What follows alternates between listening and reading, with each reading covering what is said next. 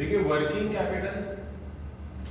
Working capital generally means money required for day to day business activities, money required for day to day business activities, जो हम लोग बोलते हैं rolling के लिए जो पैसा चाहिए रहता है, बिजनेसमैन को रोलिंग करने के लिए जो पैसा चाहिए रहता है, that is called as working capital.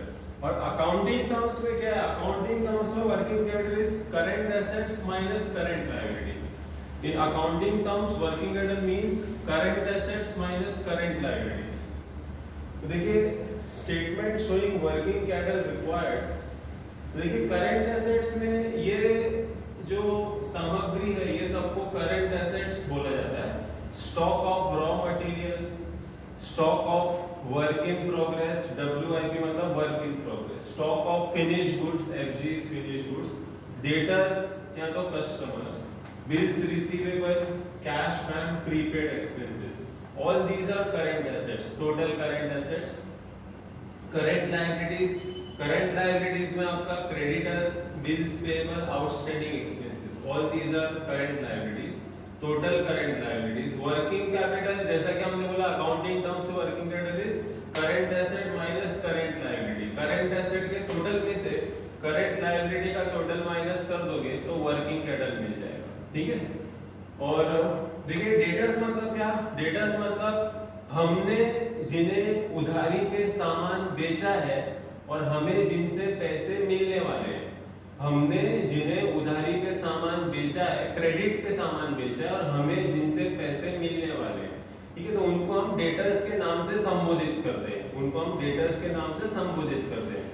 हमने जिन्हें क्रेडिट पे, उधारी पे सामान बेचा है और हमें उनसे पैसे मिलने वाले हैं, तो हमें उनसे पैसे मिलने वाले हैं, तो हम उन्हें डेटर्स के नाम से संबोधित करते हैं।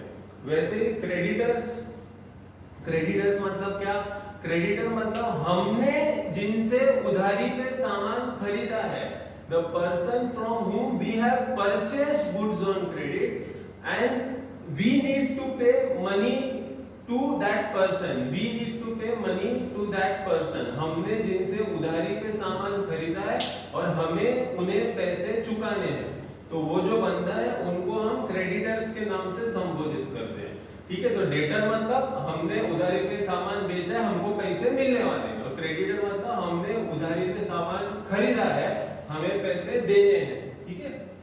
Bills receivable same as debtors और bills payable same as creditors for the time being, ठीक है। प्रीपेड एक्सपेंसेस, हम लोग ने अगर कोई एक्सपेंसेस एडवांस में पे करके रखा है तो that is called as prepaid expenses. Outstanding मतलब लाइट का बिल भरना बाकी है, टेलीफोन का बिल भरना बाकी है, तो that is called as outstanding expenses. तो डायरेक्टली सम दे जाते हैं।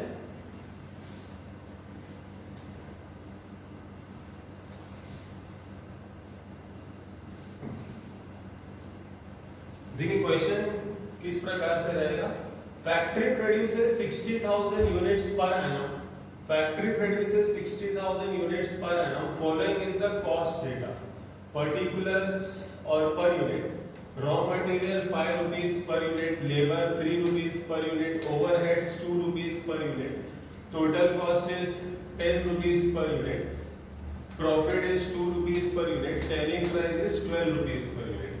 फिर आपको कुछ इंफॉर्मेशन दिया गया, raw material remain in stock for 1 month, processing period 1 month, finished goods remain in stock for 2 months, suppliers of material allow 1 month credit, customers are allowed 2 months credit, time lag in payment of wages and overheads 1 month, cash required 25,000, prepare a statement of working capital, ठीक है। तो देखिए start कैसे करना है इसे हमें,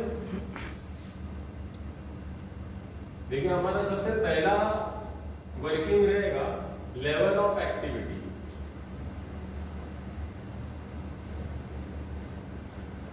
हमारा सबसे पहला वर्किंग रहेगा level of activity.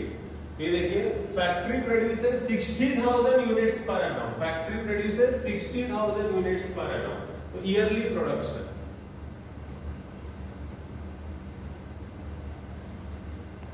60,000 units. Therefore, monthly production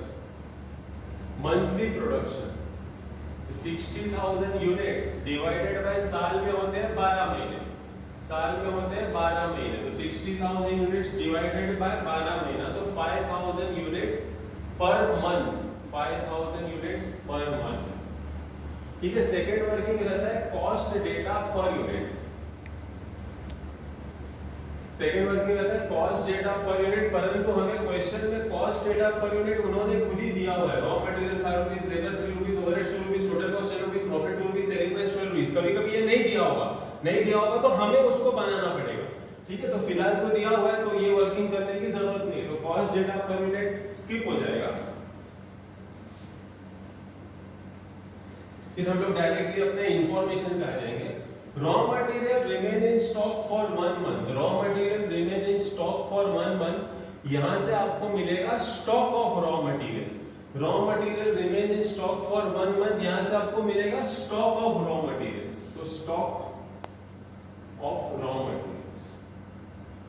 देखिए ढूंढना कैसा है, हर बार ये मंथली प्रोडक्शन लेना है, ये जो मंथली प्रोडक्शन ढूंढना है ना हमने, हर बार आपको इसी को पकड़ना है। मंथली प्रोडक्शन है 5,000 यूनिट्स पर मंथ, तो ये आपको हर बार लेना है 5,000 यूनिट्स इनटू रॉ मटेरियल, तो रॉ मटेरियल देखिए, रॉ मटेरियल है 5 रुपीस, रॉ मटेरियल है 5 rupees, raw material remain in stock for 1 month, और raw material remain in stock for कितना मंथ बोल रहे हैं, 1 मंथ, तो 5,000 यूनिट्स, और ये जो रॉ मटेरियल है ये है 5 रुपीस, और कितना मंथ बोला है 1 मंथ, तो इनटू 5 रुपीस इनटू 1 मंथ, तो 25,000, ये हो गया आपका स्टॉक ऑफ रॉ मटेरियल। फिर देखिए processing period 1 month, processing period मतलब stock of work in progress, processing period मतलब stock of work in progress, WIP, processing period, production period, production cycle, processing period, production period, production cycle, ये सब हो जाएगा आपका WIP, तो stock of WIP।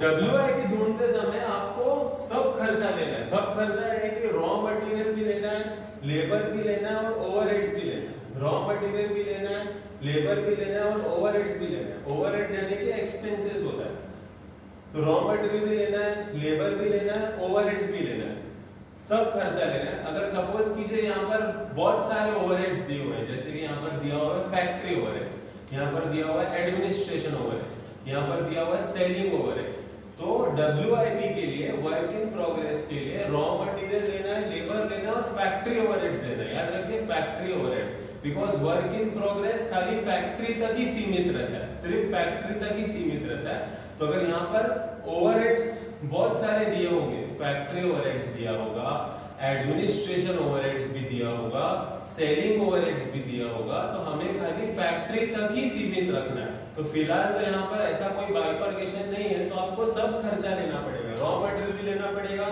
Labour भी लेना पड़ेगा और ओवरहेड्स भी लेना पड़ेगा।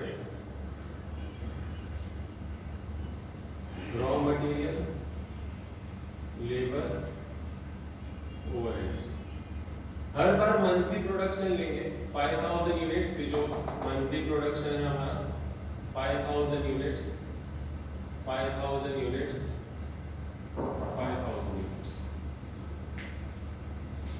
Raw material 5 rupees, labour 3 rupees, overheads 2 rupees, raw material 5 rupees, labour 3 rupees, overheads 2 rupees. Processing period क्या बोल रहा है 1 मंथ, 1 मंथ, 1 मंथ, 1 मंथ। और देखिए WIP में रूल है, WIP में क्या रूल है, रॉ मटेरियल आपको हमेशा 100% लेना है, रॉ मटेरियल आपको हमेशा 100% लेना है, और लेबर और ओवरहेड्स एवरेज बेसिस पे लिया जाता है 50-50%। ये एक सम के लिए नहीं है, सब सम के लिए ये रूल रहेगा। Raw material should be considered 100%, labour and overhead should be considered 50-50%। ऐसी मान्यता है कि मशीन में पूरा का पूरा रॉ मटेरियल पहले ही दिन पे समर्पित कर दिया जाता है। ऐसी मान्यता है कि मशीन में पूरा का पूरा रॉ मटेरियल पहले ही दिन पे समर्पित कर दिया जाता है, इसलिए रॉ मटेरियल को 100% लिया जाता है और labour and overheads average basis पे लिया जाता है 50-50%, यानी कि लेबर जो है सुबह 9 बजे काम पे आएगा, शाम को 6 बजे वापस चला जाएगा, अगले दिन वापस सुबह 9 बजे काम पे आएगा, शाम को 6 बजे वापस चला जाएगा, तीसरे दिन वापस सुबह 9 बजे काम पे आएगा, शाम को 6 बजे वापस घर पे चला जाएगा। ओवरहेड्स मतलब एक्सपेंसेस, तो expenses will be incurred proportionately, जो रोज का रोज खर्चा होगा उस तरह से गिना जाता है, इसलिए लेबर और ओवरहेड्स को 50-50% एवरेज बेसिस पे गिना जाता है और रॉ मटेरियल को पूरा 100% दिया जाता है। तो 5000 into 5 into 1 into 100% 25,000, 5000 into 3 15,000 into 1 15,000 into 50% 7,500, 5,000 into 2 into 1 10,000 into 50% 5,000, total हो गया 37,500। नेक्स्ट देखिए, finished goods remain in stock for 2 months, finished goods remain in stock for 2 months, यहां से आपको मिलेगा stock of finished goods।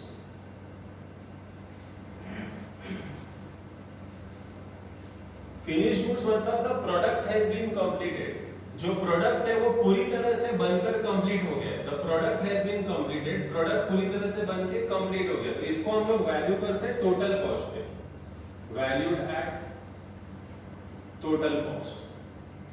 वापस ये एक सम के लिए नहीं है, सब सम के लिए वही रूल्स लागू रहेंगे कंटिन्यूअसली। तो फिनिश गुड्स मतलब the product has been completed valued at total cost, वापस monthly production 5000 units, total cost is 10 rupees, finish goods remain in stock for 2 months, 5,000 into 10 is 50,000, 50,000 into 2 is 1 lakh, ठीक है।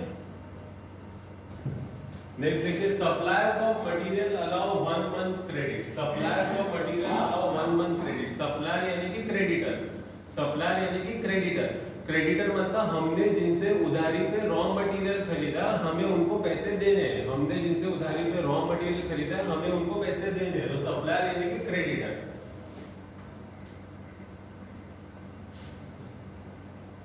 valued at raw material, her bar monthly production 5000 units into raw material is 5 rupees, suppliers of material allow 1 month credit, so into 1 month 25।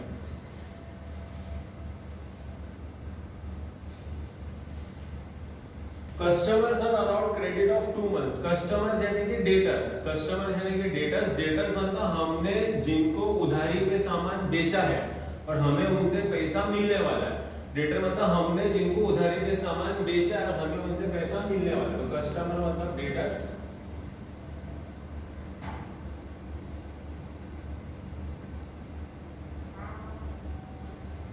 हमने जिन्हें उधारी पे सामान बेचा है, हमने जिन्हें उधारी पे सामान बेचा है, बेचा मतलब सेल किया है, सेल किया है मतलब सेलिंग प्राइस पे वैल्यू किया जाएगा, तो value at selling price.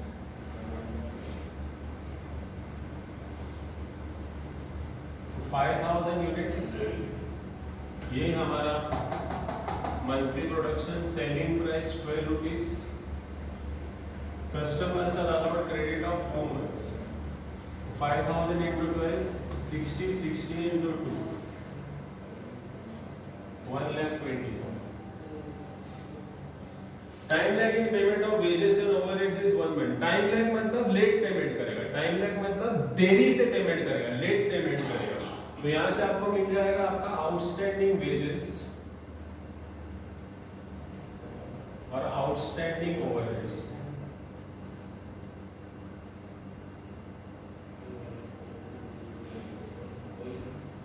Wages, wages यानी कि लेबर, वेजेस यानी कि लेबर, तो 5000 यूनिट्स, ये रहा आपका 5000 यूनिट्स मंथली प्रोडक्शन, वेजेस मतलब लेबर 3 रुपीस, और time lagging payment of wages and overheads is 1 month, तो इनटू 1 मंथ।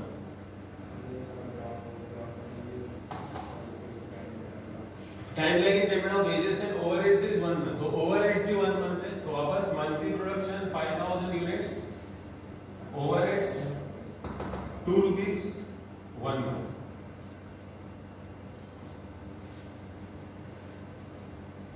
और देखिए लास्ट में कैश रिक्वायर्ड 25000, तो कैश उन्होंने सामने से दिया हुआ है 25000।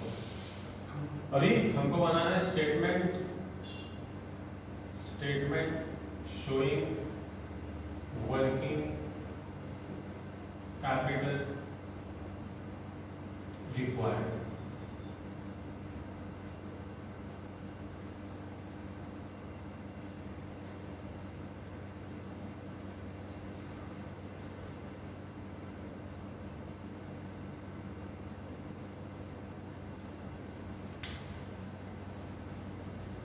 देखिए सबसे पहले आएगा करंट एसेट्स, सबसे पहले आएगा करंट एसेट्स। तो करंट एसेट्स में क्या क्या, स्टॉक ऑफ रॉ मटेरियल आपका current asset,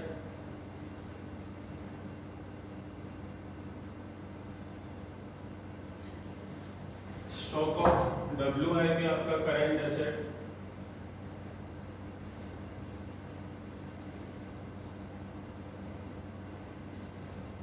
stock of finish goods आपका करंट एसेट,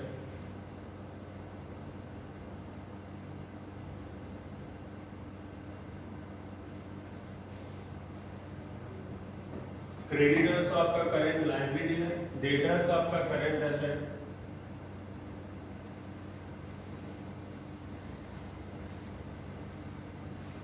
आउटस्टैंडिंग वेजेस और आउटस्टैंडिंग ओवरहेड्स आपका करंट लायबिलिटी है, कैश आपका करंट एसेट। इसको ऐड करेंगे तो आपको मिल जाएगा टोटल करंट एसेट्स, फिर current liabilities,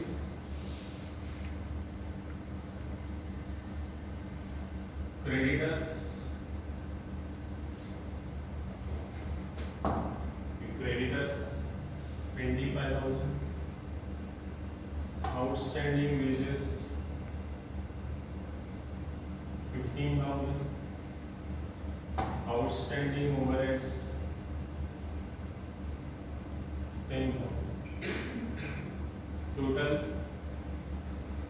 current liabilities 50,000, working capital,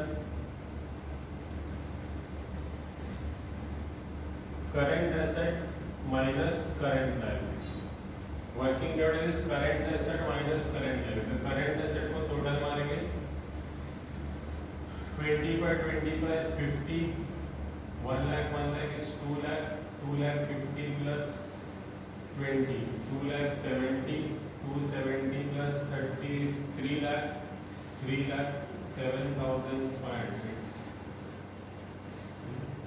minus ये आपका total current asset minus current liabilities, तो आपको मिल जाएगा वर्किंग कैपिटल 3,07,500 माइनस 50,000,